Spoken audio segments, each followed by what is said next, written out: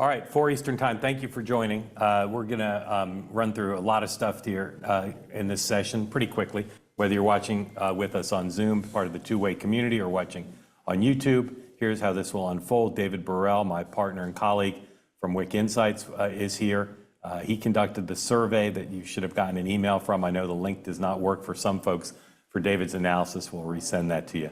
But we've done, as we did last time, part of the Undecided series, a poll and a focus group of the same cohort. In this case, it's the so-called double haters, voters unenthusiastic about the choices of Biden and Trump in the battleground states of North Carolina and Georgia.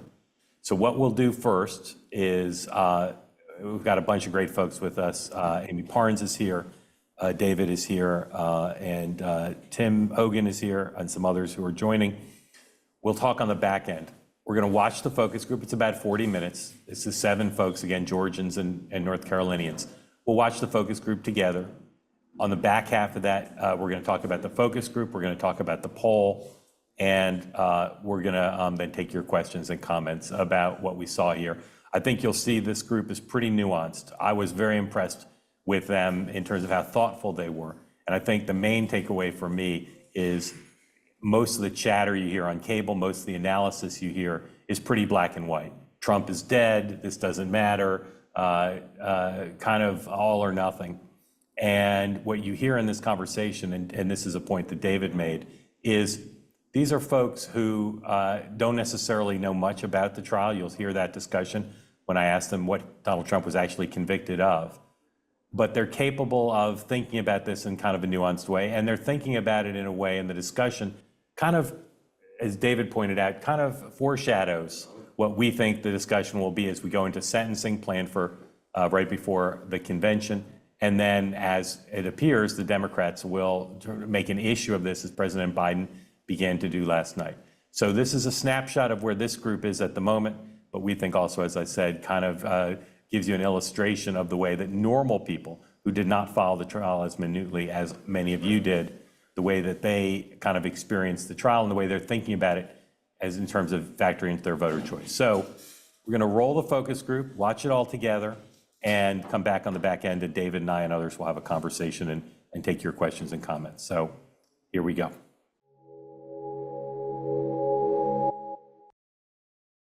Welcome, everybody, registered voters from Georgia and North Carolina, to talk about the presidential race and a big focus on President Trump and his conviction in a criminal case here in New York this week. Folks, welcome again. Thank you for making time. I want to talk a little bit about you all and just make sure you're all registered voters in Georgia and North Carolina.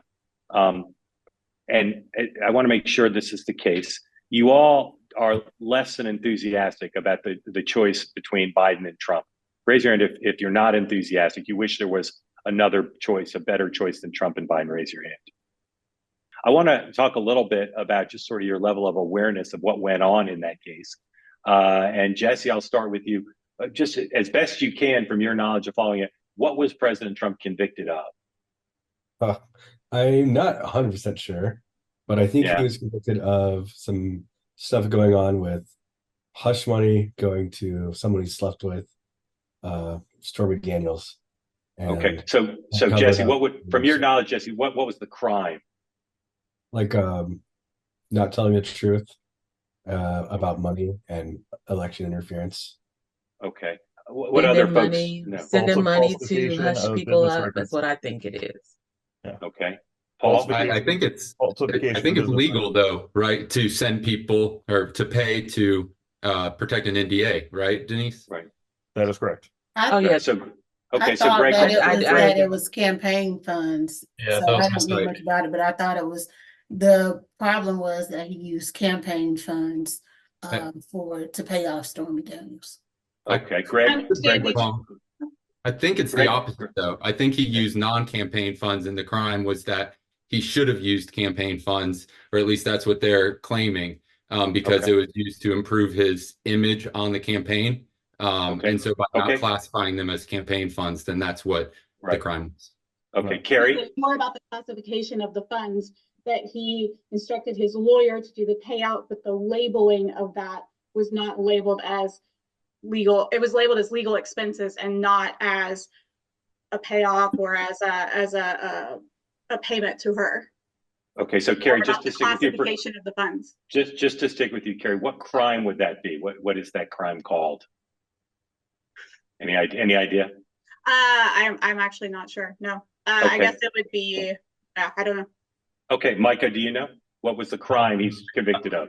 Say misallocation of campaign funds, but I don't know the legal term. Okay. I want to talk about whether you think that the decision to prosecute President Trump by a Manhattan prosecutor was politically motivated. Let's start with just show of hands. Raise your hand if you think is the decision to indict and prosecute President Trump was motivated by politics. Raise your hand. Raise them, keep them up. Okay, so 4 of you say yes, and 3 of you say no.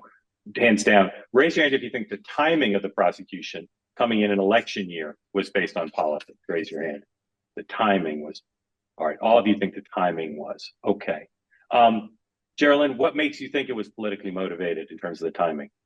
I just feel like not even just this case, but all of the cases against him, it seemed like it's been 4 years. Why has nothing really come of really any of the cases? And then now that he's on the campaign trail, it's like now everything is ramping up. But what was going on the last, 3.5 years to where it's now everything is just surfacing and he's just now, going to trial. This was a crime allegedly committed 8 years ago. Why not? There's a thing called statute of limitations. Why not prosecute if it truly was a crime? Why not do it sooner? I don't think I've. Okay. Oh, so statute you're of saying 8 years? limitations that Okay, actually 8 passed years on it. ago, because Yeah. yes, this is. Yeah, the events okay, happened yeah. 8 years ago. So if it was truly a crime, why did we sit and wait 8 years to prosecute for this crime? Yeah, absolutely. Yeah, I actually agree with that. Tell me, other folks who haven't talked on this topic, what makes you think that the timing is politically motivated? Just election year. I mean, the fact that it's coming in the middle of campaign season, Right. beginning of campaign season is definitely something I think aimed to disrupt the schedules and the timelines as much as possible, and change the media's viewpoints and different things. Agree with Micah. Some of the things I remember about this trial, like being Stormy Daniels' case and all that, I remember before I had either of my kids being in a gymnasium, in the gym, exercising the workout machine, seeing these people talking on television about this case. That was, 6 years ago. Now it's happening. It's like, that's how I think about it. And then it seemed like the trial happened rather quickly. So it's like you wait all this time, and then all of a sudden, you finally present your case, you call all your witnesses, and now he was, indicted very quickly when you took so long to even, I guess, gather your evidence, or I'm not sure what they were doing or why it took so long. But, since then, it seemed like it went rather quickly. I think the jury only deliberated for what, a day and a half? Was it something like that? I know. Okay. Let me ask a related question. Denise, start with you. Overall, in the conduct of the trial leading up to his conviction, would you say President Trump was treated fairly? I think he was treated fairly. I didn't watch the trial, but when you're before a judge or whatever, a jury, and they have to go by the law and by what your judge and jury say. So I feel like he was. Okay, what other folks think? Is your sense he was treated the way anyone else would? Was he treated better than a normal person? Worse? I feel like he was treated fairly. I feel like he actually got away with saying a lot of disparaging things, not only about the jurors, about the judge as well. I know he said things before about other people who were prosecuting him. And I'm just thinking, if it would have been anyone else on trial and you're bad mouthing, say, the jurors or the judge, what would have been the repercussion of that? Yeah, I think he actually benefited from his stature, and definitely, with given a gag order, did not abide by it, and would most people would obviously not have as much money as he does and have to get nailed from some fines and things like that. But he skirted by on that, and so no, I think he was absolutely treated fairly, if not better than most people during the trial. And in addition, circumventing that gag order through bringing other politicians in kind of speak on his behalf as well. So, they were saying things that he wanted to say but couldn't say. And basically, I would imagine him putting them up to it to say those things. That wouldn't be surprising. Okay. So let's just put a button on that topic. Give you 3 choices. over the course of the entire legal proceedings, including the trial, was President Trump treated worse than the average person, better than the average person, or pretty much the same as the average person? Raise your hand if you think he was treated worse than the average person would have been treated. Raise your hand. Okay. And raise your hand if you think he was, so Greg, you said worse. That was a late one I was thinking. Okay. All right. Greg says worse. Raise your hand if you think he was treated better than the average defendant would have been treated. Raise your hand. All right. 2 of you, 3 of you. Okay. And raise your hand if you think he was treated pretty much the same. All right. So 3 of you say pretty much the same. Okay. I want to talk again. You weren't jurors. You weren't paying attention to it, as a responsibility for your work. But I want to just have a discussion here about whether you think he was guilty, whether he was guilty of the charges against him. And I know we're all a little bit fuzzy on what the charges were, but Carrie, start with you. Just kick us off. Do you think President Trump was guilty from what you saw, of what he was charged with? I mean, I'm still trying to find where the crime was. I mean, why was he brought to trial in the first place? I don't see a crime in it. Like, I think the whole thing was a witch hunt. I think the whole thing was politically based, as we've established. And I just, like, where was the crime in the first place? So, like, I'm just confused why he was even brought to trial in the first place. So, I agree with that. 100%. Yeah, I agree. Wait, I think so, if you go turn ahead, this go around, ahead. so if he used personal funds and misclassified them or didn't classify them as campaign funds, if he did the opposite, if he used campaign funds to pay hush money, would they have then charged him with something else? Like, would they have said that's a misuse of campaign funds to pay hush money for covering up this affair with Stormy Daniels? I think no matter what decision he made, how he classified them, there would have been some sort of campaign finance charge brought against him, which is the root of what I believe makes it politically motivated. And there was such a slippery slope too, because he was funding a lot of his campaign prior, independently. He put in, I don't forget the exact amount, but he put in millions and millions of dollars to fund his own campaign. So what's his own money? What's campaign money? If he's funding his own campaign, where does that money, But I feel like he also had a lot of donations. So maybe if he had disclosed, hey, I am using this, however much it was, to pay her off, and it kind of just went away. So I feel like if maybe it had been disclosed. Now he may have used, some of his money, but I feel like he also got a lot of money from, just voters or his, people who felt the need to donate. I mean, same thing. So Geraldine, just to clarify, do you think he was guilty or not? If he was, okay, so not really understanding what the charge was. If the charge was that he did not disclose that he used campaign funds, then yes. If it would have been his own money and he didn't disclose it, I feel like he shouldn't have been charged. But if he actually used campaign funds and did not disclose that, then yes, I do feel like he should have been charged. Okay. Micah, do you think he was guilty? I do, and the only reason I do, I have to say I still claim ignorance on exactly what the charges were, to Carrie's point, but I do trust the legal system enough that if the prosecution and defense were both able to pick jurors and they presented it so quickly and the jurors and the judge all agreed to follow due process and found him guilty very quickly, I have a hard time believing that there were that many jurors agreed upon that were all in on he's not guilty, but we're going to find him guilty just for kicks. So I don't think it was a major crime from what I understand, but at the same time, I think that he or his campaign crew got caught doing something dumb, and they found one thing to tack him on that, right or wrong, I don't know, but I do think he was guilty for the technical crime. Okay. Denise, do you think he was guilty? I can't say he was, and I can't say he was, because I don't know enough about the crime. I don't know enough about the system. So I couldn't say if he was or not.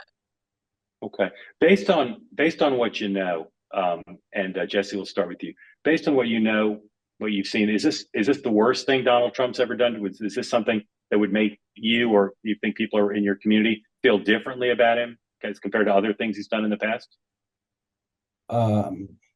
No, I don't think it's the worst thing he's done. I do think he's guilty. I mean, he has all these lawyers.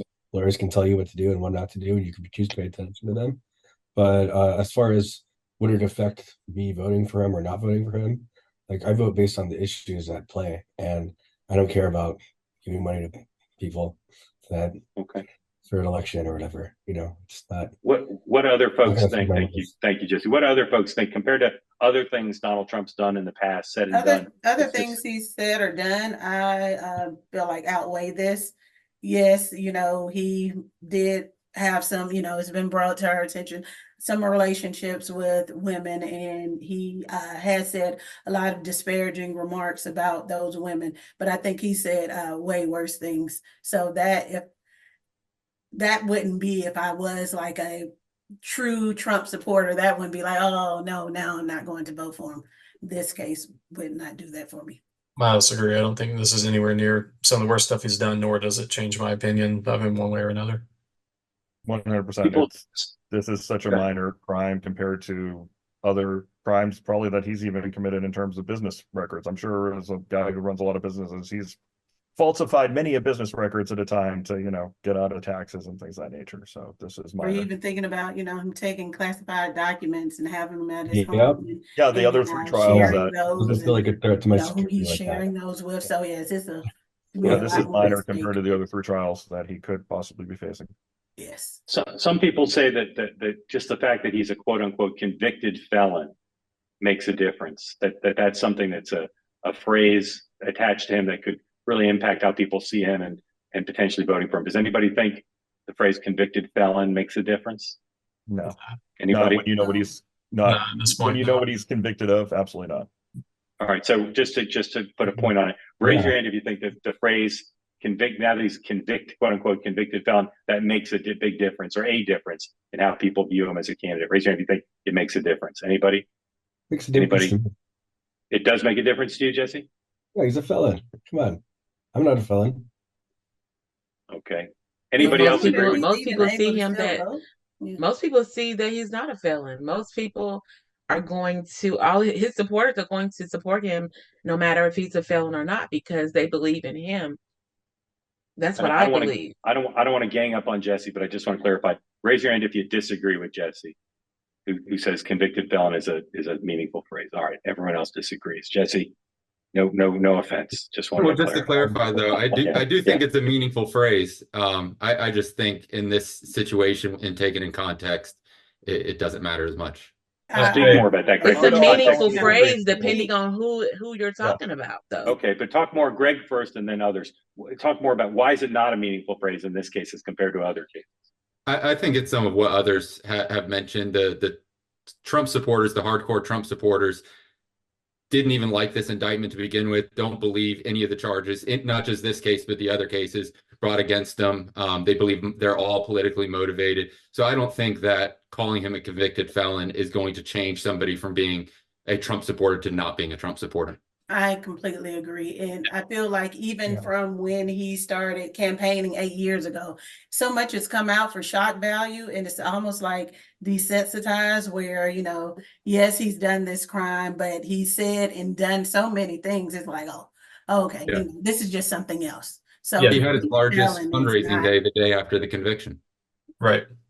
I mean, I'm not think like he's I'm gonna pleasant. get support from people who are previously supporting him, because I think that their opinion is like, well, you know, that it was that he shouldn't have been tried in the first place, and so I think it's going to make them feel like he's a victim of a witch hunt or something, that people are trying to nail him on something minor and calling it something major. Yeah, I think it's just going to galvanize his support even more.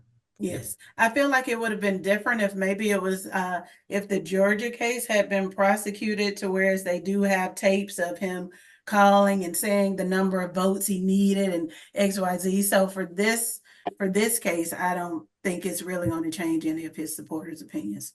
Mhm. Okay. What if you were the judge sentenced him to a prison term? Do folks think that would make a difference if you were sentenced to a prison term, one way or the other? I think the logistics of trying to run the country from prison would be a little more difficult. So yeah, if he were actually like sent to prison before the election, I do think that obviously that would impact people because they would acknowledge that it would be very hard to be president. But I think the chances of that happening are, you know, somewhere between slim and none. Yeah. Okay, well, let's go Especially with with your the- first premise though. If he were sentenced to prison, not necessarily beginning to serve his time, because on appeal he might not have to. But if the judge next month sends him to a time in prison, who thinks that would make a difference in terms of his support? Anybody think that would make a difference? I think that would make a huge difference, It would make a because difference. it's would. like Yeah. like how can you continue to fight all these cases, especially prison time, and try to run the country on top of everything else that was already going on? I think What do others think? Go ahead, Greg. if he's still on the ballot, he gets elected, he can pardon himself from prison, and he's out of prison the day that he takes office. So I really don't think it matters. Right, and I want to concur with that. It doesn't matter because it basically then turns the election into a referendum on whether you think Trump deserves to be in jail or not. Yeah. So My if understanding you're a is that believer that he because it's a doesn't believe, state ruling, it can't But be. is he federal even pardon. is he able to pardon That's himself? right. I know He's not in the state. state case. Those of you who raised that are right. He's not in the state case, so he wouldn't be able to pardon himself. So again, let's just do a show of hands. Raise your hand if you think, I'll ask you a slightly different question. Raise your hand if you think President Trump, having been convicted, should go to prison. Raise your hand if you think he should go to prison. Anybody? No. Oh, Jesse does. For this All right. charge, no. Okay. There are people who are saying that because he's now a convicted felon, that President Trump should drop out and not run to be the Republican nominee for president. What do folks think about that? I think that's wishful thinking. I on think a lot he should of drop parts. out. What the hell he wants? I think it's too late. I mean, he pretty much kind of railroaded everyone else into not really being his competition. So it's like it's him or pretty much nobody. It's a democracy. It's Other up to what the choices. voters want. The voters have, in the primaries, elected Trump. Yeah. Denise, did you dissent from the others and say you thought he should drop out? Yes, I do think he should drop out because he's a convicted felon now. So what other convicted felon can run for president? Well, Even though he's anyone. already Scott did. been president. 2016. I'm My sorry. understanding is there's nothing stopping Denise, him from running. Denise, let me press you just a little bit, because you agreed with the others that the timing of the prosecution was politically motivated, right? I do. But you think irrespective of that, he should drop out. Yes, because now he's convicted. So that proves that it was politically motivated, because it swings people's belief, because you didn't necessarily believe he should drop out beforehand, but since he's convicted, now you feel he should drop out. So that's politically motivated to get him out of the race. Okay. You're right. All right. Okay. I want to talk about the race in a slightly broader way. We've got Donald Trump on one side and President Biden, and then there's other candidates who are also running. But if you just think about President Trump and President Biden, which is more important to you and your family? President Biden's record on inflation and the border, or Donald Trump's conviction? Or are they all just part of the mix? Is one seem more important to you as you think about the election? Yes. Yeah. Which one? Inflation.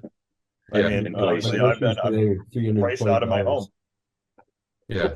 Rent's gone up $900 in the last 2 years. You know, I'm forced to move to a different place come the summer because I can't afford to pay where I'm, living now, right? So that affects me personally, whereas Trump's conviction doesn't necessarily affect me personally in my day-to-day life. What do other people think about that? Again, it's putting the terms in kind of a crude way, but I'm just trying to think about the conviction as compared to the other issues, not just inflation, but other issues in the races. How do people weigh that? I feel like inflation is an issue, but I wouldn't necessarily put that all on Biden. I feel like some of that is just from coming out of say the pandemic. I do feel like yes, more can be done, especially at the border. But if it's just this one, if it's inflation, I don't know. It's hard because ever since Trump was in office, I've paid more in taxes. I owe every single year now, and it's not just a couple of hundred, it's thousands of dollars. Okay. I want to go around and ask you all to finish a sentence with just a short phrase, and it's revisiting a topic we talked about before. And if you like somebody else's answer, you can agree with what they said, okay? And Michael, we'll start with you. Just finish this sentence. President Trump was convicted because He and his campaign team aren't the most intelligent folks. Okay, Carrie? He was convicted because the Democrats were on a witch hunt. Okay, Paul? He's running for office. Okay, Denise? He was convicted because of his crime. Okay, Greg? Yeah, he was convicted because they found a crime that they could charge him for. Okay, Jesse? He did the crime. There is evidence. He's a felon. Okay, Geraldine? Yes, I feel like he did the crime, misallocation of funds. Okay. I want to talk a little bit about you all and just make sure you're all registered voters in Georgia and North Carolina. And I want to make sure this is the case. You all are less than enthusiastic about the choice between Biden and Trump. Raise your hand if you're not enthusiastic. You wish there was another choice, a better choice than Trump and Biden. Raise your hand. All right. So that's all of you. All of you. Now, the term that has been used to describe people like you, and there are tens of millions of those, are double haters. I'm not sure hate is necessarily the best word, but that's the phrase, double haters. And let's just go around and talk about that. Geraldine, why are you not enthusiastic? What makes you unenthusiastic about these two? I feel like no one is looking out for the working class. And I feel like that is the group that keeps our economy going. So you have one person who's looking out for the wealthy and one person who's looking out for the poor. But I don't feel like either one of them have really presented much that's going to benefit me. Okay, Jesse, what's lacking in Trump and Biden for you? So what's lacking in Trump is, I feel like, just like basic morality kind of stuff, following the law, that sort of thing. And what's lacking in Biden, I think he's just a weak leader. Okay. I don't like how he's handled Israel-Palestine, all the protests. He hasn't asked for Hamas to step down with the ceasefire thing this weekend during Shabbat, etc. Greg, what's lacking for you? Yeah, I think neither of them are a strong leader to unite the country. Okay, Denise? Yes, I think Biden is not a strong person to run the country, but I do think Trump was strong enough to run the company. I mean, to run the world, the company. I don't know what I'm talking about, but they're just lacking leadership in Biden, but Trump does have the leadership. Okay, Paul? Both of them are not good on an international stage. I do a lot of traveling outside of the country, and both Trump had, very, very poor views from other countries, and Biden, same thing. Kind of when Trump says that we're getting laughed at as a country, and when I see that, when I go to other countries, I've been to Europe, Middle East, things of that nature. They do laugh at kind of what we're doing. So, I believe that too. I believe they were laughing at us. I think one of the things that I didn't like about Trump is the name calling. It's like, okay, can we stop it? Can we be grown and just run the country and have all these other countries stop laughing at us? Because the more he says, the more they laugh at us. Okay, good. Carrie? That's what I felt. I think that neither of them are strong leaders. I think that I'm concerned about both of their ages. I mean, it's really, that's a concern for me. I need stronger, younger leadership. I'm very concerned, and the laughability thing is part of it too. I just think that I don't feel that I can take either of them seriously. Okay, good. Thank you. Micah? I'll echo a lot of what Carrie said. I think the age thing is important. I think they're both very much out of touch with the vast majority of voters from an economic standpoint. And yeah, I think that Biden is compromised by trying to please too many people, and I think that Trump is kind of a bull in a china shop where he wants to break down the system, but really he wants to do it just in a way that benefits himself and without any grand plan. So yeah, it just comes down to both having a lack of what Geraldine said, a lack of touch with the middle class. Okay. When you think about kind of overall, and you're processing the President Trump being convicted in New York in prosecution that you all thought was politically timed, and you think about that he is a convicted felon. So the totality, the good and the bad, and extenuating circumstances or not. Raise your hand if you think you'd be less likely to vote for President Biden because he was convicted, President Trump rather, because he was convicted. Raise your hand if you'd be less likely to vote for him because he was convicted. Anybody? No. Okay, and raise your hand if you'd be more likely to vote for him because he was convicted. Also nobody. Okay. So now talk about what you think of the country and other people. Start with you, Paul. Do you think voters in general will be more or less likely or no change, as you all say you feel? I think, the sides are pretty split. You got, the Democrat and the left side is going to be like, we're not voting for, because of that. You got his supporters, they're kind of stronger in that. And then you got the middle that's kind of like us, where they're like, oh, kind of thing. So I think everybody's kind of locked in their ways, regardless of what happened here. I don't think you're going to see a huge swing. I checked the betting lines, because I don't trust polls, but I trust the betting lines where people putting their money. And there wasn't a huge swing at all after the results. I think it was like a penny more for Trump. Mm-hmm. So penny more. Does anybody disagree? Does anybody think, contrary to you as a group, that people in the country net would be more or less likely to vote for President Trump after that? Anybody think this causes a change one way or the other? No. No. Okay. I want to show of hands again. Raise your hand if it's possible that you would vote for President Trump in the election. Possible. All right. So Jesse, maybe. So yeah, I was about to say, I know my husband, keeps saying that Trump is his guy. That's who he's actually voting for. Now we will have my daughter will get to vote for the first time this year, and my son got to vote for the first presidential election this last go around. So my husband is usually independent, but right now he is thinking more so swinging towards Trump. I don't necessarily agree, but he does. Okay. Just 6 months away from the election, though. The field could change at the same time, right? So we don't know who's. Just again, just for clarity, just raise your hand if it's possible you vote for President Trump and leave your hand up. And I know, Jesse, you were a little torn, but so Jesse, you yes or you're not? No, before you were halfway. I'm still torn. I'm still in the middle. Still torn. So you might. Yeah, but I'm sleeping on the couch for a while. Okay. All right. I want to pick up on a couple of you mentioning that perhaps you'll be influenced by folks in your family. Carrie, we'll start with you. Is it something you think will occur as you grapple with who to vote for, whether it's Biden, Trump, or a third candidate? Are the views of your family and friends, is that important to you?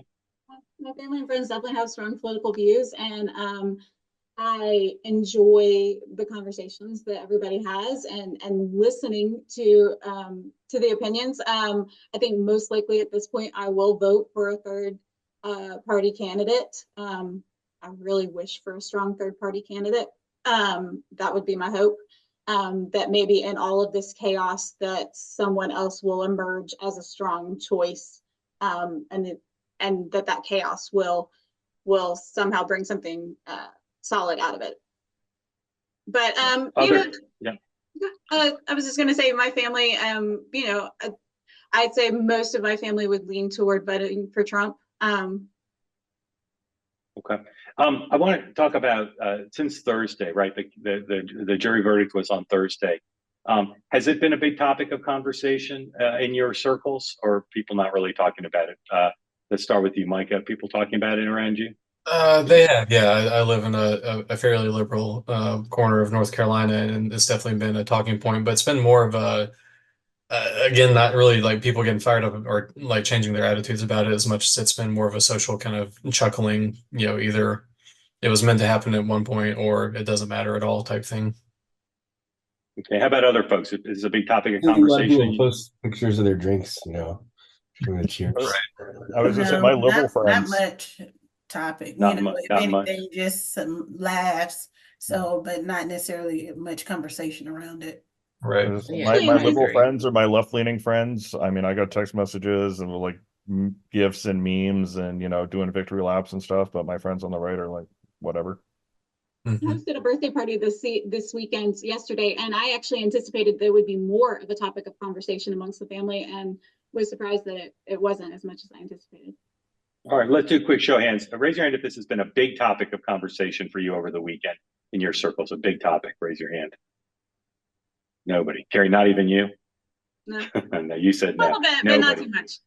Not too much. Okay. I want to talk about some of the accusations that President Trump has made about the case and see what you think. Denise, let's start with you. President Trump says that President Biden helped orchestrate the decision by the local prosecutor here to prosecute him. Is that something you think is true or could be true?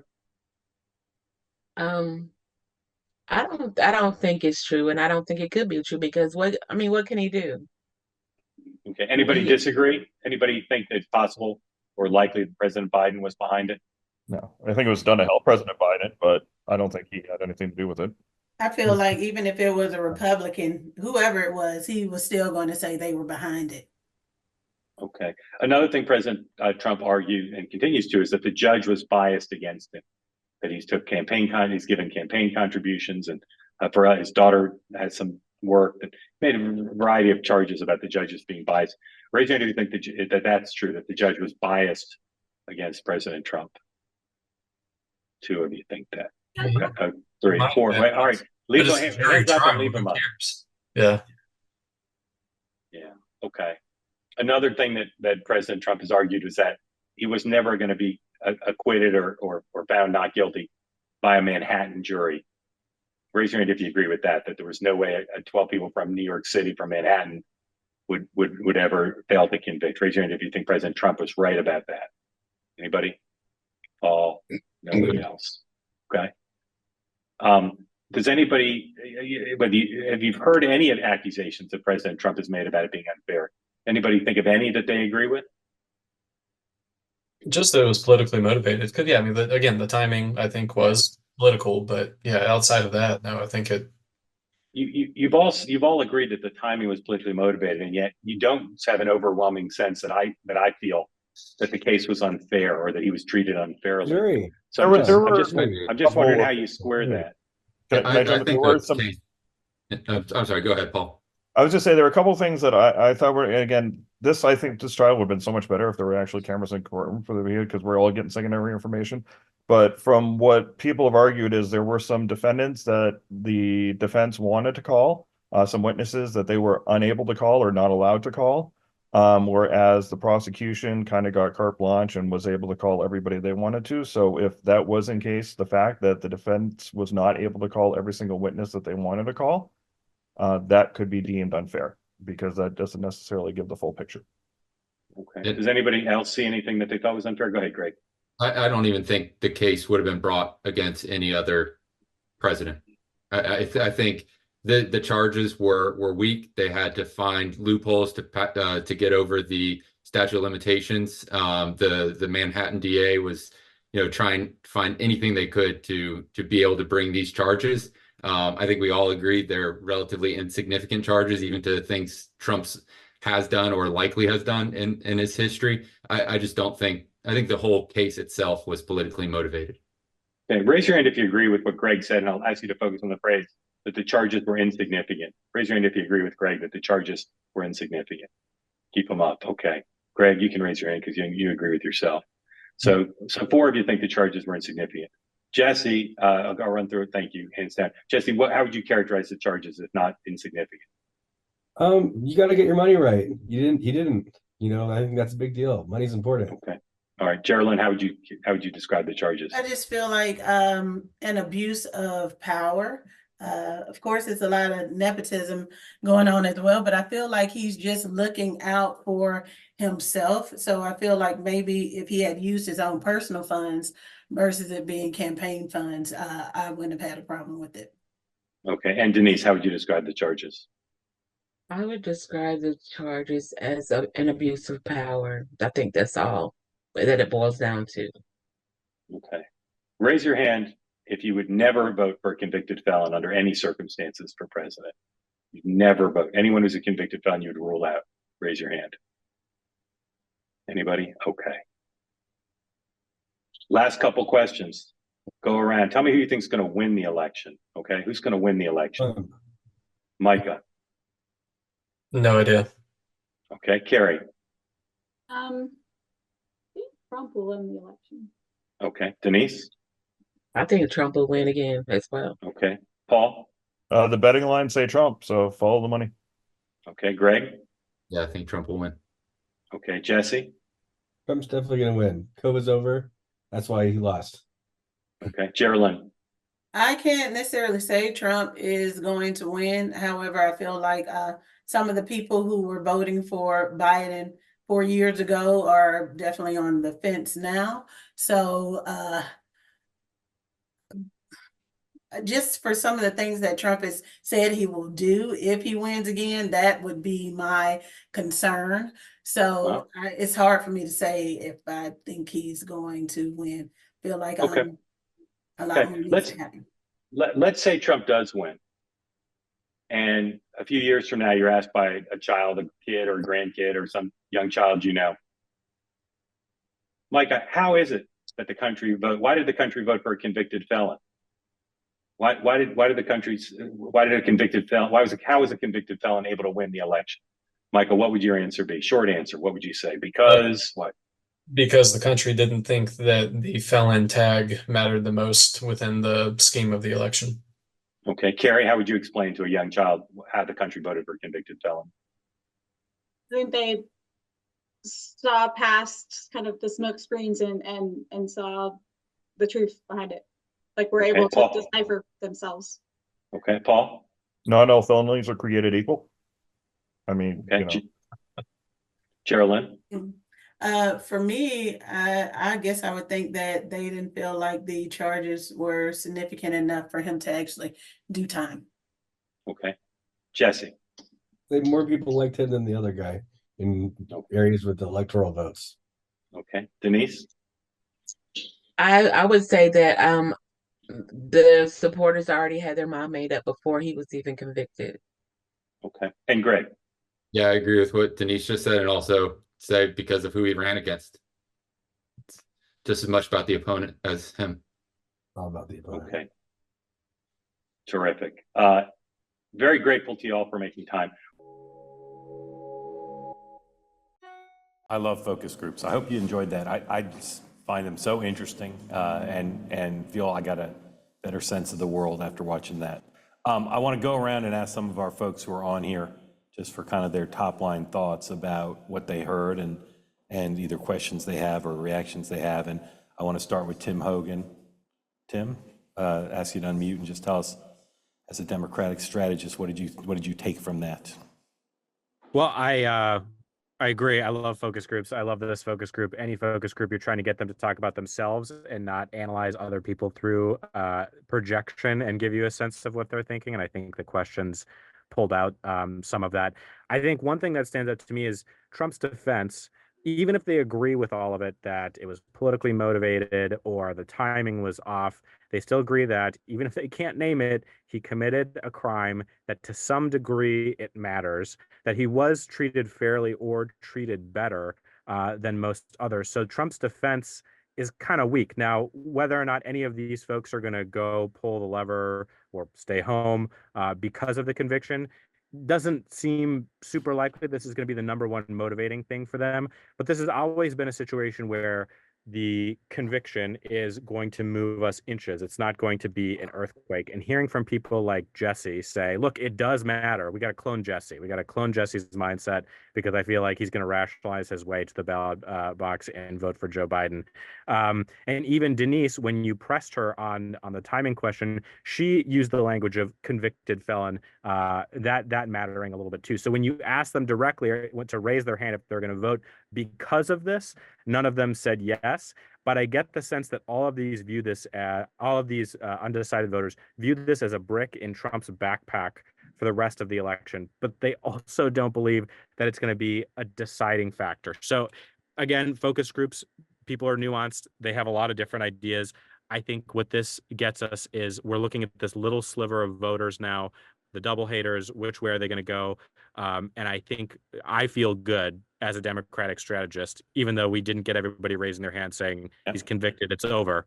I feel good about this focus group. Yeah, it's a total Rorschach test, and I followed along in the chat. Some people looked at that group, as you do, and say that, there's encouragement there for the Democrats. Obviously, some people looked at it and said, Republicans, because it was not a super MAGA group, and yet, they said things that I think in Mar-a-Lago they would like as well, and that's part of the nuance and interest. Amy Parnes, love to know again your top line thoughts of what you heard and think. I mean, I completely disagree with Tim. It's funny. I said this to you earlier, Mark, but it was the screaming headline on this to me was they didn't know what the charge was. It didn't matter. One of them said they were desensitized. A woman, I think it was Geraldine, said she was desensitized from all of the trials because I think there are too many people don't know what it's about. It didn't matter that he's a convicted felon. And I think what it all will boil down to in the end, what I've said all along, is inflation in the economy, and none of this will matter. Yeah. Really, really interesting. I'm trying to see if the former Congresswoman Nan Hayworth rather, is back. Lauren Leader is here, I see. Oh, so Lauren, my colleague here at Two Way, who was on Morning Joe talking about this morning. Lauren, love for you to share your top line views of what you just heard. Yeah, I mean, I also was like super struck by the fact that they couldn't explain, what the charges were. That really stood out to me. Nobody had any idea. And they really were grasping at straws to say what it was about. I think at the end, one of the women said, one of the men said, you got to get your money right.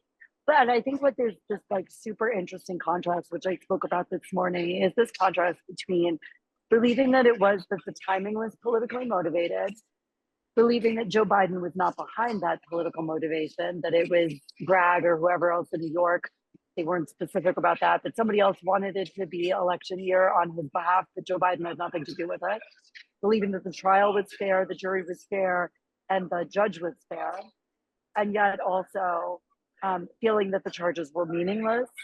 And the other thing that I thought was really interesting was how many people said, compared to other things that Trump has done, this is not a big deal. And Right. That was fascinating to me, that they saw him as corrupt. They saw him as having done terrible things. And yet also, like, a bunch of them are still not sure whether or not they're going to vote for him. And Nobody thought this particular felony conviction made a difference, not just to themselves, but to the people around them. So those were the really interesting contrasts that I was just riveted by. And I agree, with Tim, just in the sense that I was really impressed by the seriousness with which they took this, obviously by Mark's masterful moderation, which I thought was incredible. But just like they were really nuanced and thoughtful, and they were listening to one another, which I also thought was sort of an interesting campaign dynamic. Like they were sort of looking to each other and were still really open to influence and ideas. So It was hugely worthwhile. Lauren, thank you for your nice words. And that's part of, for me, the dynamic of a focus group is they do listen to each other. I want to bring David Burrell in. David is our partner at Two Way here, WIC Insights, Atlanta-based firm, and David's firm both recruited the participants and also did the poll of the same cohort of double haters in Georgia and North Carolina. And one of the great questions in the poll, David, was about why the double haters, what they don't like about Trump, what they don't like about Biden. And pretty much what they don't like about Trump is kind of rhymes with the guilty verdict and this kind of thing. And yet, as Lauren just said, that wasn't this positive for them. David, I know we talked about this last time, but there's some folks who weren't on. I'd love for you to just explain the project, why we're teaming up to do this, why we think this group type of voters are important, and why doing a poll and focus group together we think is so valuable. Yeah, thank you, Mark. And I agree that you did a great job moderating it as usual. And once we get into a little more, I'll give a little more context for everyone on some of the focus group participants as well, and some of the a little more about the makeup of them and who they voted for last time, and where they actually are this time coming into the focus group, because we did get that. But this is the first time I've been doing public opinion research, probably since 2008, I think, is when I started doing polling. And this is the first time I've been part of a project that has tried to combine quantitative and qualitative in such a tight time frame, where we can kind of see it all come together, have the survey inform what we're going to ask and what we can dive deeper into. And especially why I think is unique is that when you have events, things that have never happened before, like the conviction, a verdict like this against a former president, it's new for people. There's been a lot of new things over the past few years. And when we're able to survey and then get in that focus group, we can kind of start to forecast how people are going to respond as the next 3 months take place, because we're watching a group of people, like Lauren said, they're listening to each other, they're interacting, and we're actually seeing them grapple with this new reality of this election for the first time and deal with it in real time. Now, they may have been, I know there's a little maybe disagreement on how educated they were or not compared to the regular electorate on this issue, but they knew they were coming into a focus group 24 hours beforehand. So they probably are as educated on this issue, or at least tried to read up on it, which I thought was an insight in itself, that there probably was an effort to understand what was going on, and still no one could really say what was going on and what the charges were and so forth. But not sure if I could directly answer your question there, Mark, but it is the first time I've been a part of a quantitative and qualitative with all the research I've done. And already I love it. Like you said, I just learned so much. And even just listening to the feedback from Tim and everyone was already learning more. Yeah. So David, talk a little bit about the poll. When we do these, we know that there's not going to be an exact match between the handful of people in the focus group and in the survey, but talk about what stood out for you from the poll, again, of double haters from Georgia and North Carolina. Well, there was a lot of alignment, and what we tried to do with the poll was kind of get the reaction, public opinion to this key event, the actual verdict.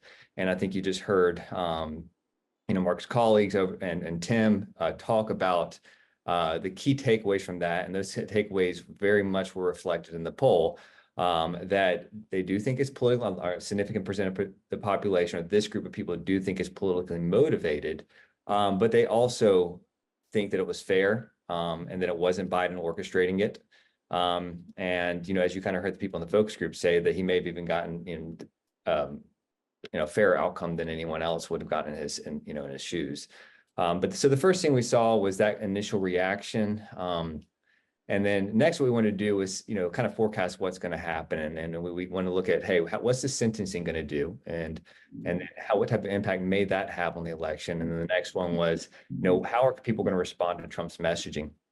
And so when we took a look at the sentencing, we actually, I think, it can have huge impact on the race. Half of people, did not know. I mean, half people that we surveyed thought that he was going to jail or going to home confinement, right? So we don't know if that's going to happen. And then the majority of the people we surveyed as well said if he does, it's a huge deal and it makes a big impact on the election. So I think one thing we're going to have to look at is what ends up happening on July 7th in the sentencing, and that will have a dramatic impact, maybe much more an impact than the actual verdict on how this group of people is going to respond and how much impact it may have on them. And Mark, you heard that echoed some as well in the focus group too. And then the messaging, and we tested, we kind of broke it down to two messages, just like you heard. One of them was, this message that this is politically motivated. And to that, half of the population agreed that it was politically motivated. And then that it was a kangaroo court, because there's two things you're going to continue to hear Trump say about this. And to that, people are much less sympathetic to that message. So those are some of the big insights or big key takeaways that we kind of saw from the poll initially. Okay, David, thank you. I want to bring in former New York Congresswoman Nan Hayworth to get her top line views. And then I want to go to your questions for everybody, my colleagues and your comments. So be ready for that. I'd like you to raise your hand. We'll ask you to unmute and participate. Congresswoman, here's my question for you, and you can avoid my question or answer my question and say whatever you want. But I'm wondering if you're discouraged by both the poll and the focus group suggesting what I know most Republicans who are strong supporters of President Trump don't feel, which is that the trial wasn't fair. This group said it wasn't fair that it was an election year, but they had no problem with the judges' behavior, with the prosecutors. They had a lot of faith in the jury. Does that discourage you? Does that worry you, or is it you're at peace with that? Well, I wouldn't say I'm at peace with it. I accept what they said. Obviously, Mark, it's great to know that we're much better off being aware as Republicans of what we face, and none of us can live in a bubble. So It's news I'd rather not hear because I think arguably if, a wide swath of legal experts, as we know, and many of whom are not fans of Donald Trump, have said that this trial was not in fact fairly conducted. And that's, of course, what the appeals process is about. But in the interim, we have to say that the purpose that President Biden's supporters sought has been fulfilled. They have attached a very poisonous label to President Trump and set an enormous task for President Trump's supporters to find a way to reach people who feel as your independents did. And these are not people who are thoughtless at all, but they are people who need to hear some of the important arguments that we have to propound. And of course, we all know that the technicalities of legal cases are not the easiest thing for any of us to apprehend. But it's definitely, we have a tough road with some very important voters, and the Democratic Party and President Biden's team know exactly how thin the margins are that they need to achieve. Right. And it's an important consideration for Republicans and Trump team. I know you weren't able to listen to the entire focus group because you had a TV hit to do, but from what you heard, what stood out to you? Just what you premised your question on, Mark, that these folks felt that this had, interestingly enough, they all lead busy lives, so no one has time to follow all the details of this trial. But one of your independents said, well, the legal system is fair. The trial was conducted appropriately. I trust the legal system, right? And a rational person would certainly do that. So it illustrates yet again what Republicans, and I too, consider to be lawfare, can be very successfully pursued. Again, very steep hill for us to climb. Yeah, it's a very nuanced thing, right? Because you've got people saying this was fair, the jurors wouldn't cook this up, the faith in the system, and yet they weren't ready to vote for Joe Biden, right? They're still, that wasn't dispositive for them, either because they don't like inflation, or I guess because they already think this about Donald Trump. So what's this conviction compared to everything else he's done? So that is a lot of nuance. And again, for me, it was the biggest takeaway, as I think it was for you from this group, that that a number of these people who are double haters, who are in these states, they can think, not like the Trump campaign, that it was fair. They can think this was totally fair, and yet it doesn't. If you were teaching political science 101 and one of the candidates was a convicted felon, you'd say that guy or gal probably wasn't going to win. And yet more than half of them were ready to vote for Trump, even though they think what they think about the trial. That's the part I didn't see, Mark. So yay. Yeah. All right. Oh, I'll add a clarity. They said they possibly would. Actually, we surveyed them beforehand, and none of them said they weren't undecided. Actually, a couple of them were third party, and one of them was Biden, but they were all undecided. But no one said in the survey they were going to vote for Trump. I was actually surprised when we screened them beforehand. I was surprised that 4 of them raised their hand, which is, it means we have a good group. So I love that about it. But and policy matters. That's that. When all is said and done, this trial was about a matter that was not necessarily earth-shatteringly crucial. Ultimately a bookkeeping issue, and yet people are experiencing in their daily lives consequences that they are associating with the president. Absolutely. All right, love now to bring all of you in. Raise your electronic hands. That's easiest for me to see. We'll pass the responses around to Nan and to David and to Amy and to Tim and to Lauren. Comment or question? I know a lot of you have opinions because we saw lots in the chat, but looking for hands to go up and ask you to unmute. All right, Colin Coates, ask you to unmute. Can you hear me? Yes, sir. I just have a comment. Thinking back to Bill Clinton and the impeachment, and the country, for those of you who don't remember, was just aghast that you could have such an immoral person who was impeached, who could honestly think that he could run for office. So there's a little perspective. I think that when it comes down to it, a lot of American people, there's so many felons out there for various purposes. I just wonder whether, when it really comes down to it, what impact this will really have in the end. We are all felons now. Is that what you're saying? We're all either felons ourselves or we know Well, someone. I don't know who, I've forgotten who it was that said, find me the person that I can find the law that you violated. Lavrenti Beria. It was Beria in the That's right. Soviet Yes. Union. Find me the thank you. man, and I'll give you the crime. That's right. Yeah.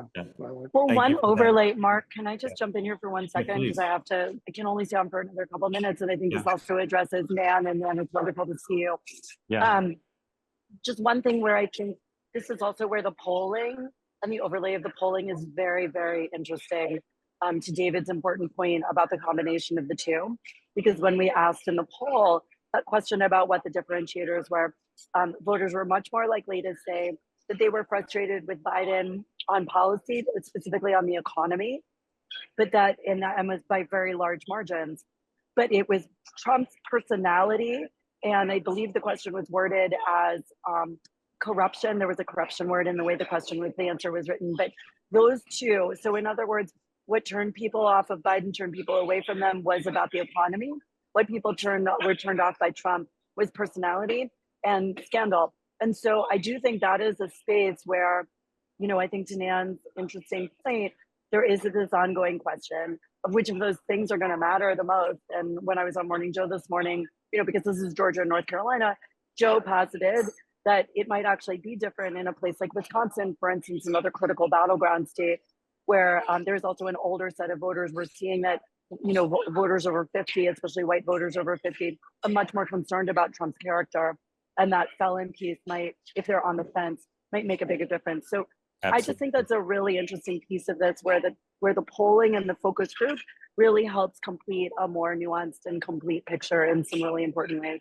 Great points, Lauren. And this was a relatively young group as compared to a lot of focus groups in the recruitment. That's just the way it worked out. Ava Kelly, question or comment? Thanks, Mark. Thanks, David, for doing this. I just had a quick question about the breakdown of the focus group. What was the 2020 vote composition for this group, even just kind of going by name? I would love to know how these people voted in 2020. Yeah, so unfortunately, we had and again, the majority, if you look at the polling and we did kind of the sampling of this group, it is a much more, only 20% of them said that they voted for, I think, or 20 or 30% said they voted for Trump in 2020 in the poll. But we had 4 Biden voters from 2020. We had 3 third-party voters, and then our Trump voter dropped out. So we were trying to get a good mix, but it was very last minute. And unfortunately, we didn't get that 2020 Trump voter. We were having trouble, and she dropped out right at the last minute. So, yeah, and I'd have to. Just to say, under those circumstances, it was a remarkably pro-Trump orientation, right? None of them said it would impact their vote, and many, more than half of them, said they were open to voting for Trump.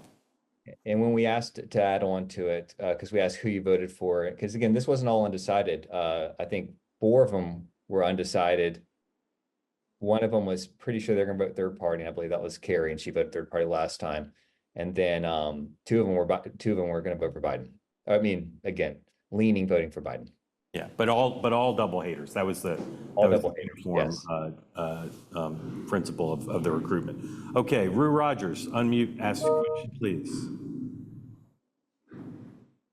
Yeah, and I have to warn you, I'm an accountant, so when somebody says bookkeeping issue, it just kind of makes me go nuts. A bookkeeping issue is it was reimbursement instead of expense, not creating invoices, creating retainers.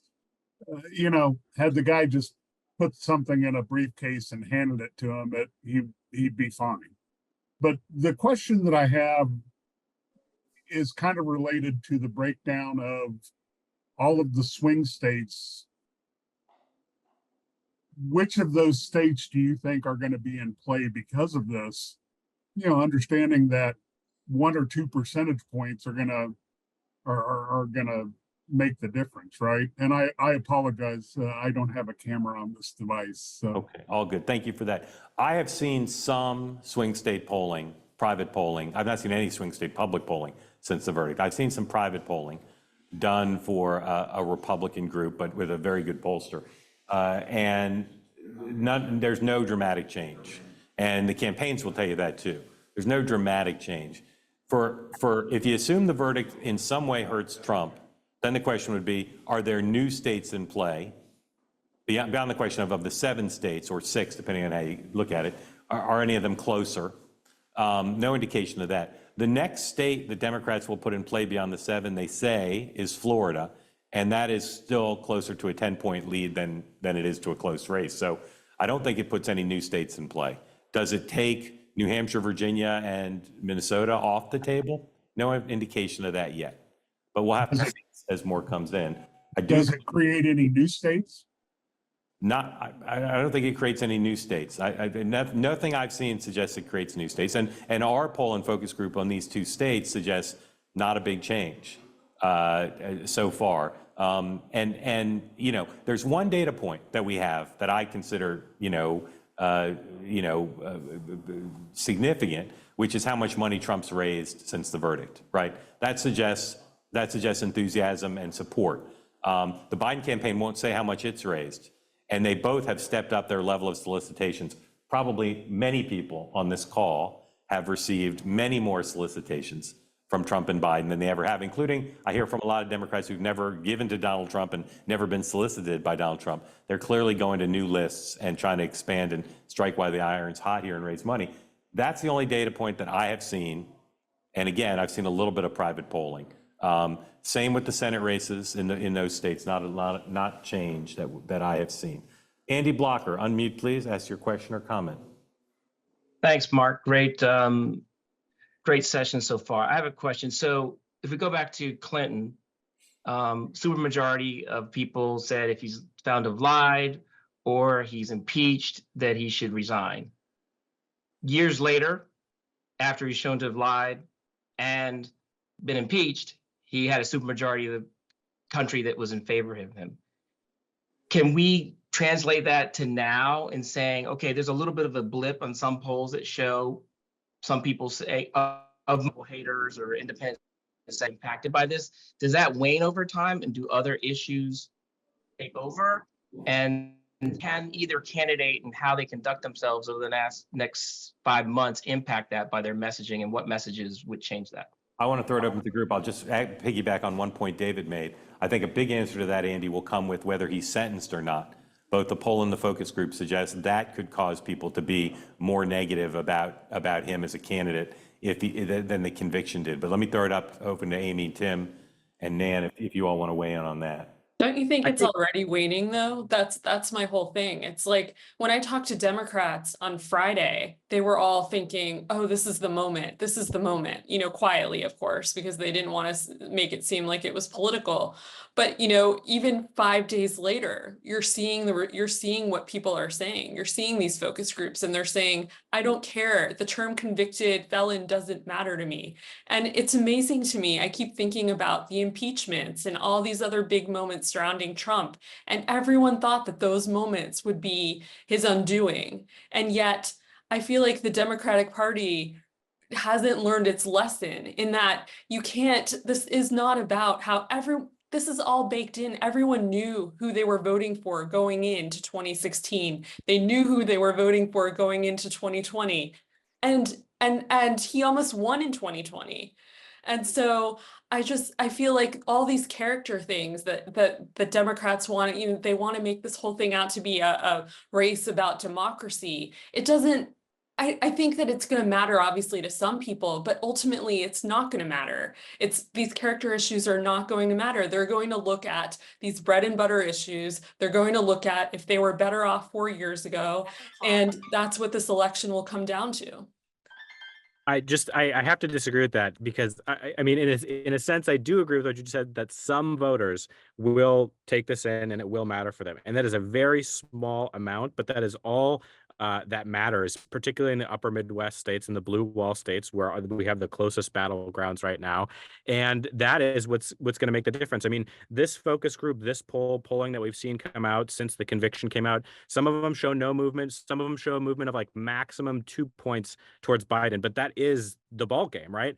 And part of this is there's so much, I agree with you, baked in with Trump impeachments. He's been convicted, but this is also something that he's going to have to carry with him through the election. We're going to see sentencing. It will stay in the news cycle. He has the name convicted felon attached to him, even if it only matters for a very small portion of people. And, you know, I don't think any Democrat worth their salt is thinking this was game over. This is completely game changing. But again, in a game of inches, this is a big deal. I tend to agree that a lot of these voters, particularly in the focus group, they default back to the question of, okay, the economy versus Trump's character. But one thing that even sticks out to me in the small time that was dedicated to that in the focus group is you still hear more deeply visceral language talking about Trump's character. Not that just like, oh, I don't really like him, but like he is corrupt. He's a bull in a china shop. He's selfish. He is looking out for himself, not for me.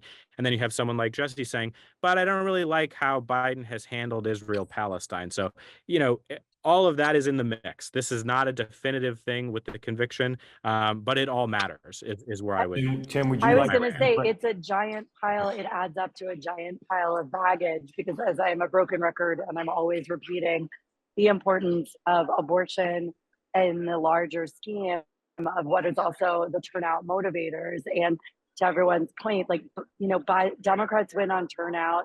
That's the key for them. It has been for the last 3 election cycles.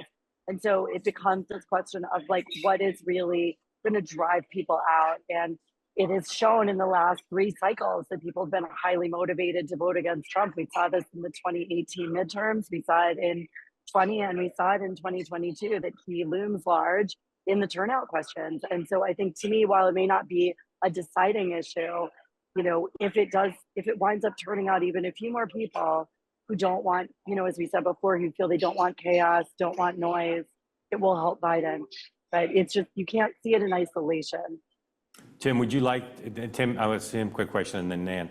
Would you like to see the president continue to talk about this the way he did last night? Is that a template going forward? I don't think so. I think because so many of these voters are going to default and say, well, we care more about X, Y, or Z substantive issue, he's got to spend his limited bandwidth there. Okay. Nan. I think that sneer that President Biden offered to the audience on Friday, I think it was, in response to the question, basically just this trial result help or hurt you, or whatever it was. Did you, and he just turned around and had this evil grin on his face. Mark, as you pointed out, the massive outpouring of support for him, including from some folks who have not been fans of his or are Bill Ackman, for example, and he's not alone, because they are enraged by the manipulation of the justice system. I would offer to everyone here, and I'm happy to argue it, we don't have time, we won't, but the 2 impeachments were thoroughly political. I thought the Clinton impeachment was too. So as a Republican, I was not a fan of that. I thought it was a big mistake. So I think people's concerns are existential. Policy matters more than anything. And the other thing I'll offer, and I put it in the notes on our chat, Joe Biden is not a good guy. The character issue, it never worked with, Donald Trump versus Hillary Clinton versus Joe Biden. Give me policy because, not any of them are necessarily people I would marry, let's say. So there's that. Thank you. Can I really quickly add there too, though? Just I think there's a problem for Trump here too, that he can't stop talking about it. Republicans want him to talk about policy. He can't stop talking about this. He won't be able to. Yeah. Andy, thank you for that. Brittany Prime, unmute and ask a new question. You sort of took my question, Mark. I was going to say, I don't think Biden should talk about this. So tell us why. Should he? Well, Trump is going to talk about it plenty. So let Trump say me, and let Biden focus on you. Yeah, I was shocked at the Trump Tower event on Friday that I went and covered in person because they billed it as a press conference, and I thought I'd get a chance to ask him a question. And they didn't take questions, and I thought he would talk about inflation and the border and say, I'm moving on. Instead, it was greatest hits of grievance. And I probably would say it's the happiest I've seen the Biden folks in a very long time. They just thought that was fantastic that Donald Trump would spend more than half an hour just greatest hits of grievance. And as you all said, meant he didn't have to do it himself, although then he did do it himself at the fundraiser last night. I'll be curious to see if he does it on camera. John Cox, unmute, please. Yeah, I had to break away, Mark. I'm in my car, but I didn't get a chance to listen to the entire focus group. But did anything come up, and did it come up in the poll as to how we've come to this juncture in American history where we have two so incredibly unpopular and seemingly unqualified candidates that we can't get decent people to be our standard bearers, to be our leaders? I have a couple of things on that, Mark. David, please. Thank you, John. We didn't direct, I'm sure everyone in here would love a good answer from the polls, the focus group and the poll on that. We saw a couple of things I think at least can provide some context to where they are. One is you did hear in the focus group a couple of comments, one by Carrie and one by Mike, I believe, just hoping and wanting just for something different, and that's why they are double haters. And it's worth pointing out that in the poll, the person who is leading with this group was RFK. And by the way, that would not have happened with Joe Jorgensen in 2020. So I think that you're kind of seeing reflected with this surge. And honestly, I believe that if the sentencing does happen, I know, and I don't know the statistical likelihood of it, but if he is in home confinement or does get sentenced to jail prior to the election, I think you'll see a huge surge for RFK, which, and a lot of support from Trump is where I think is going to go, and I think that's where you'll see the dynamic of the race change dramatically. So anyways, that's a roundabout way to kind of address. Yes, I mean, you're seeing a third-party candidate, whether he's on the ballots or not, we don't know yet, but it's not just because people are taking to his message, it's just because of that unhappy with where we are. Yeah. Okay. Scott, question or comment? Unmute, please. Yeah, thanks very much, Mark. I appreciate it. That was very insightful. I think in the larger term, where we are historically, David, the last guy, talked about where we stand socially and historically right now. It feels to me that we're kind of myopic on an election versus seeing the big picture, that potentially we're standing in a pool of gasoline playing with matches, right? With all of this, right? So I feel like Democrats have a really bad catch-22 on their hands. And on one side, they're the keepers of the flame, right? We care about democracy and the institutions and the sacredness. This guy wants to tear them down. And yet they're willing to do anything to get this guy because he's an existential threat. So by any means necessary means they're going to do coordinated lawfare. They're going to bring these trials, in an election year. They're going to bend every rule to get this guy so they can save democracy. They're going to give this demagogue, 5 months to go out and say Democrats rigged things. I told you this in 2020. They're going to rig the election. They rigged all of these lawfare. Look at it, folks. This is what they do. And they're going to convince a whole lot of people who are already pretty hard, and he's going to harden them even further. Democrats are going to ring cowbells and say this is absurd and dangerous and reckless, but at the same time, they're going to prove him right because every single opportunity, they're going to hang the convicted felon sign around his neck. So he's going to go out and say, if they really didn't do this on purpose to rig things and to rig and interfere with this election, why do they call me convict and felon every 10 seconds? Of course they did it, folks, which of course they did, right? It is true. It is true.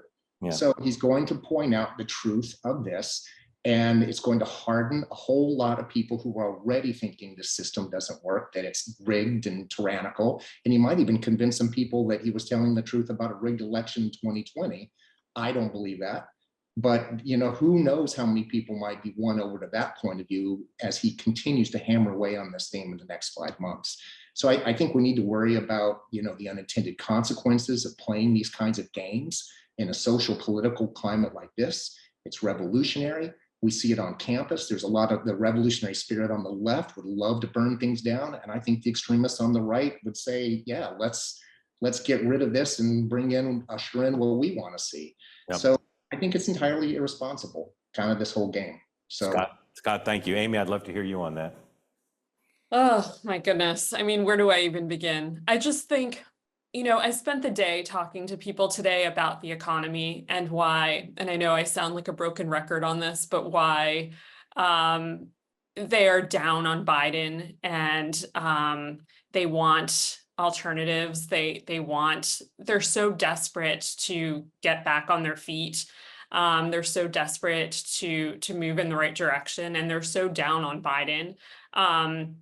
And it's amazing to me how this is kind of where we are. I mean, I'm curious actually to hear from Tim on this, on what he just said, because I feel like people are just at the point of desperation where they're like, this guy is old, he's not doing it for me, he's not speaking to what I need, and they're looking for alternatives, and they're looking for anything else, and they're willing to look past Donald Trump because they feel like there is this amnesia that they were doing better 4 years ago. And so I'm curious to hear from you, Tim, on where you think Democrats can go from this.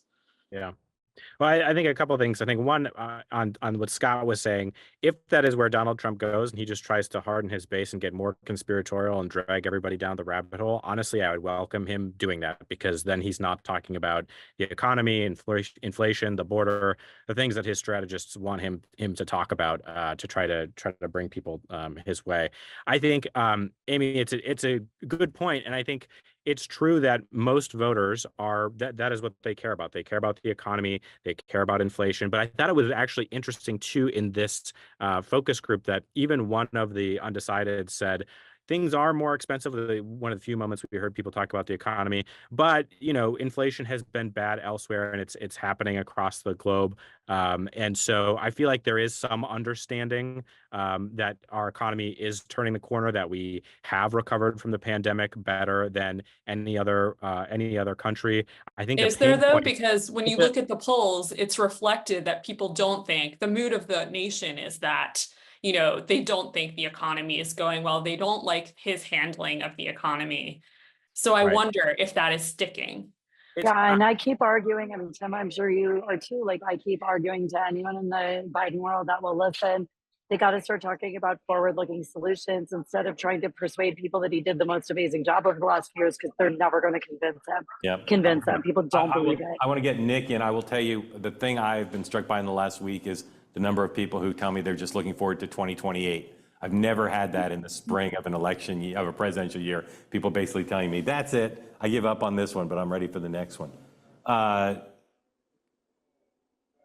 have you dropped off my screen? Go ahead. Yeah, thanks, Mark. So I am interested in seeing some of the numbers coming out from Black and Latino voters and percentage-wise.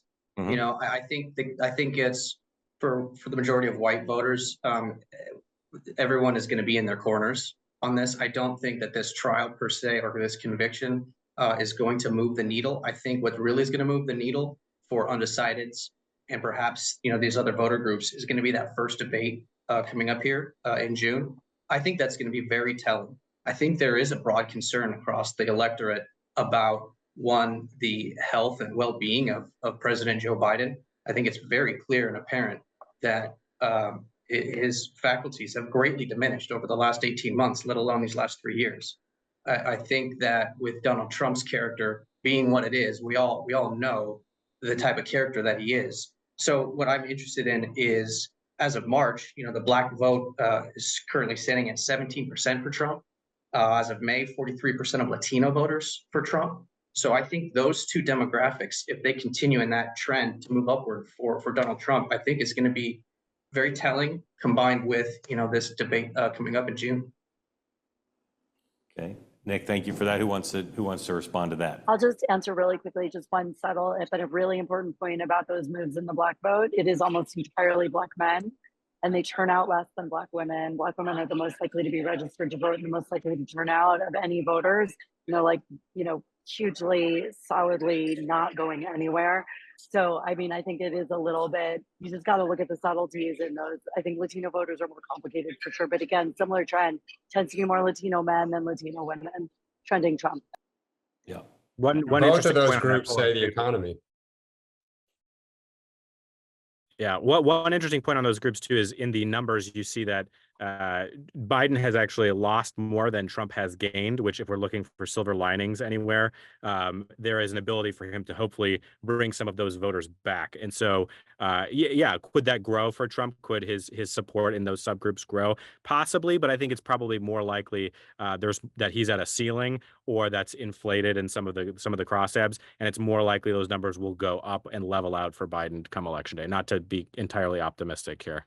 All right, Lyman.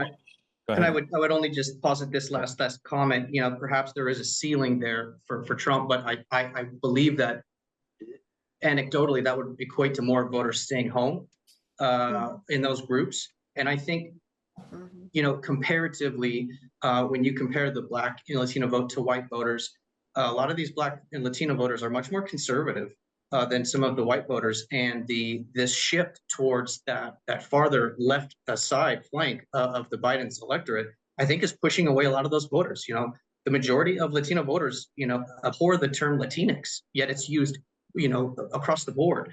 And I think in the Black community, they're much more religious than the white electorate. And so I think those two dimensions there, with Biden tacking further to the left to get that vote back, I think is going to push those other voters away. Thank you very much for that. Lyman Welsh. Yeah, Mark, the focus group was very valuable to me, and your moderation, great.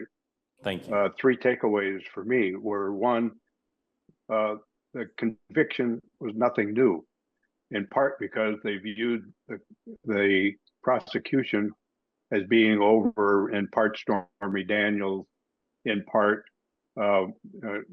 kind of cheating on his tax return and how he did the records, and not focusing on a fraud on the electorate issue, which wasn't focused on. Correct. So it was nothing new. The comment that this is small compared to other things he's probably done. And also a second thing is the economy. Yes, Joe Biden can claim that the economy has been good, but not for the people at the table. It was striking that one of the men said, "I have to move. My rent or mortgage, whichever it was, has gone up $900. I have to move to a different house." The economy for most voters is not good. The rise of prices versus the rise of wages has not been good for them. And there should be more focus on policy, like minimum wage and what do you do with childcare and whatever. But claiming that he's made the economy good means he's not listening to people like these people you brought forth. And the final thing is just what it takes to be a leader. Unfortunately, the visual image of Joe Biden trying to walk accentuates the decline of his mental acuity and makes him look weak. And reading a speech isn't good enough to counter that image. And so the fact that Donald Trump is a strong leader affects a lot of people. It's unfortunate we don't have a better articulation of the policies a Democratic Congress and president could bring us, and that just focusing on, I think this accentuates that focusing on Trump's character doesn't get you anywhere. Everybody knows about his character. Right. Yeah, I talked to a Democratic strategist yesterday. Sorry to interrupt, but he made good points.